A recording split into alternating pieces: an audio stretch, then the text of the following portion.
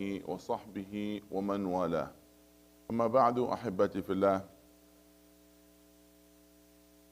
نعيش مع كتاب الله مع آيات من سورة الغاشية.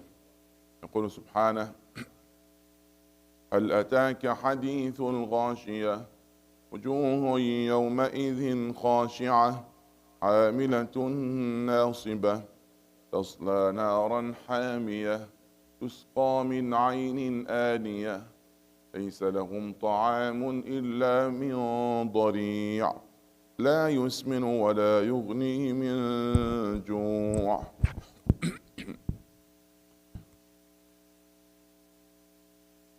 These ayat from the beginning of Surah Al-Ghashiyah, and the simple meaning for this was Allah subhanahu wa ta'ala the Exalted said: Has there reached you the report of the overwhelming event? Some faces that day will be humbled, working hard and exhausted. They will enter to burn in an intensely hot fire. They will be given drink from a boiling spring. For them, there will be no food except from the poisonous, thorny planet,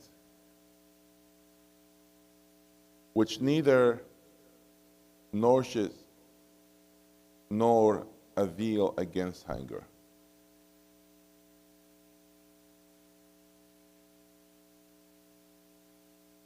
تحدثنا في المرة الماضية عن مطلع هذه الآيات وعن معنى الغاشية، وهي اسم من أسماء يوم القيامة، تصوير لموقف في ذلك اليوم. فهؤلاء كانوا في غشاوة وفضلوا الحياة الدنيا على الآخرة. وهنا يأتي الرابط بين هذه السورة، بين مطلعها وبين ما ختمت به السورة التي قبلها. قال سبحانه: بل تؤثرون الحياة الدنيا والآخرة خير وأبقى. فشغلتهم الحياة الدنيا وألهتهم عن ذكر الله، ولذلك يوم القيامة تغشاهم وتأتيهم بغتة، لأنهم في بعد عنها، فهي لم تكن في قلوبهم، فهم غافلون عنها، عليهم غشاوة وبعد. قال سبحانه: هل أتاك حديث الغاشية وجوه يومئذ خاشعة. في يوم القيامة هناك صنفان، والحديث عن الصنف الأول. الخشوع إذا وقع على القلب ركنت الجوارح لذلك وكان أمرا إيجابيا، وإذا وقع على غير القلب أدى إلى الفزع والخوف. ولذلك قال هنا لم يقل قلوبهم خاشعة، وإنما قال وجوههم خاشعة. وكل يوم القيامة يخشع لله سبحانه وتعالى. لم تخشع قلوبهم في الدنيا، فلذلك غصبا عنهم تخشع أصواتهم. قال: وخشعت الأصوات للرحمن، وتخشع وجوههم لله سبحانه وتعالى. وجوه يومئذ خاشعة عاملة ناصبة، أي في الدنيا كانت تعمل وتجد، إلا أن ذلك العمل لا نفع فيه، لأن ثمرته محدودة، فلم يقصد به رضا الله سبحانه وتعالى. هذا للأسف، يعني هم عملوا وجهدوا واجتهدوا ونصبوا وتعبوا، ولكن هذا التعب كان منصبا على الدنيا. فلذلك لما أتوا يوم القيامة قال سبحانه: وقدمنا إلى ما عملوا من عمل فجعلناه هباء منثورا. عاملة ناصبة تصلى نارا حامية. في هذه الآيات تصوير لهول يوم القيامة، وذلك رد على من يزعم أن العذاب والنعيم يوم القيامة يقع على الروح دون الجسد، وإنما في تصويرات هذه الآيات والتفاصيل التي فيها النعيم والجحيم يقعان على الجسد والروح معا. وفي ذلك تهديد، لعل من يسمع ذلك التهديد يرجع ويرتدع، وهذا من باب الوعيد. فما ذكره المولى سبحانه وتعالى لأهل النار وعيد لهم، وما ذكره المولى سبحانه وتعالى لأهل الجنة وعد لهم. وتخلف الوعيد مكرمة، وتخلف الوعد منقصة، ولذلك جاز أن يعفو الله سبحانه وتعالى على من توعدهم، وهذا المقصد، توعدهم حتى يرجعوا لعلهم يتوبون من قريب. قال تصلى نارا حامية تسقى من عين آنية ليس لهم طعام إلا من ضريع لا يسمن ولا يغني من جوع.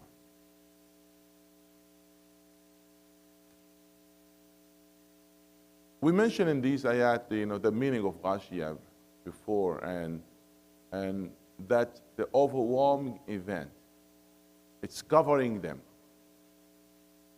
And in these ayat, if you notice, there are a lot of things that cover.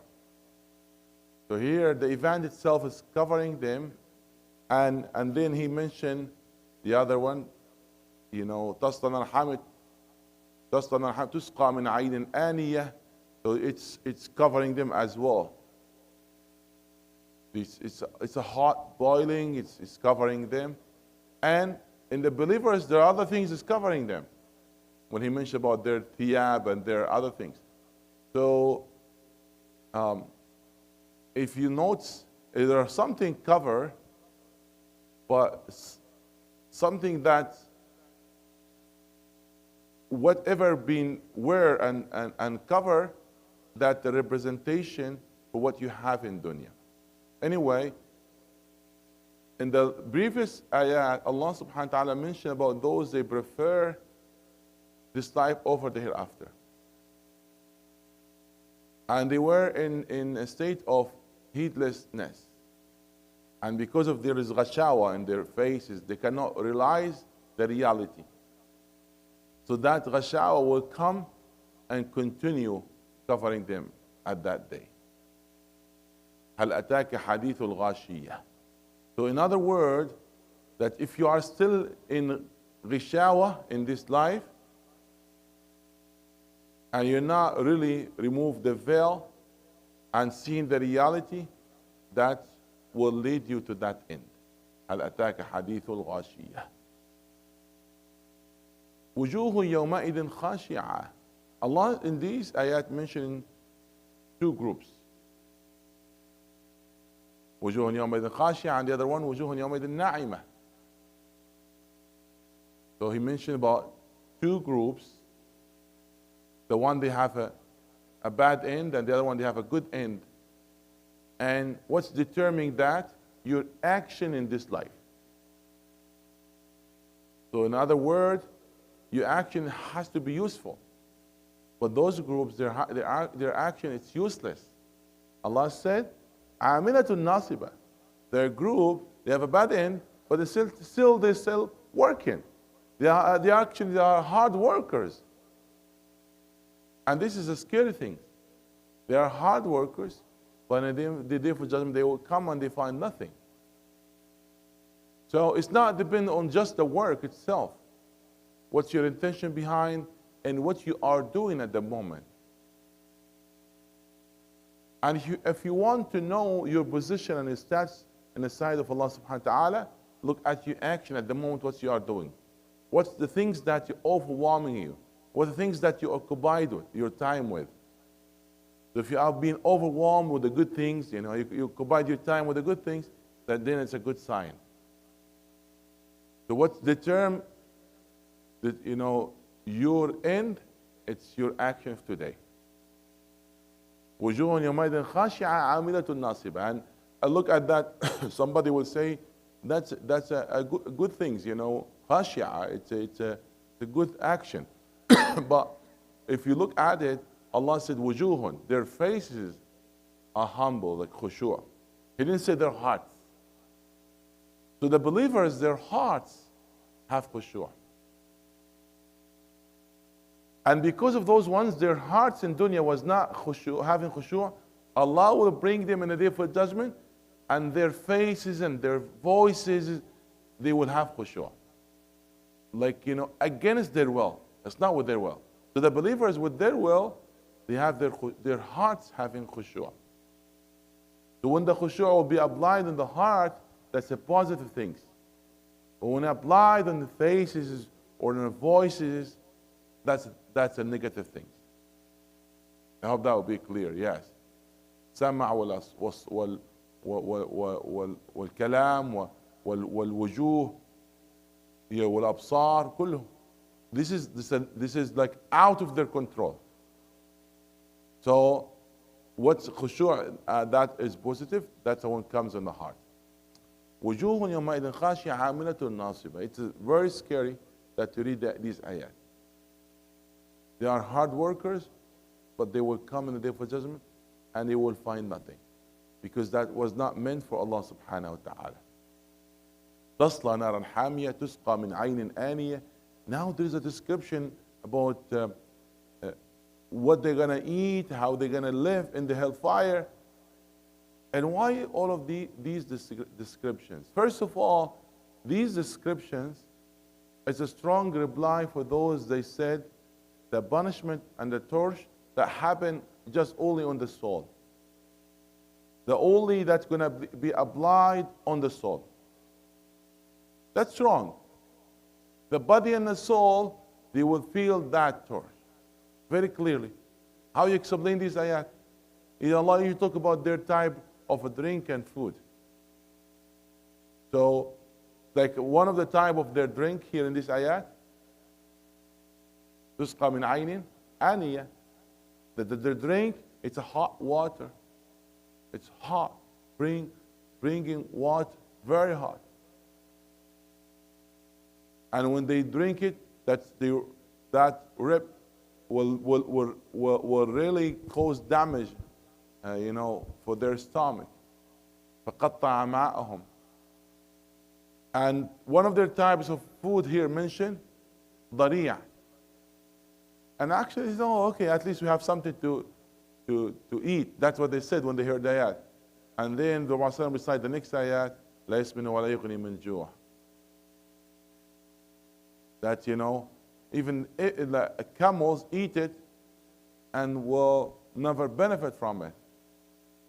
So Allah mentioned this in this ayat, ضريع, in the other ayat, غسلين, in the other ayat, زقوم. So different types of food they will have.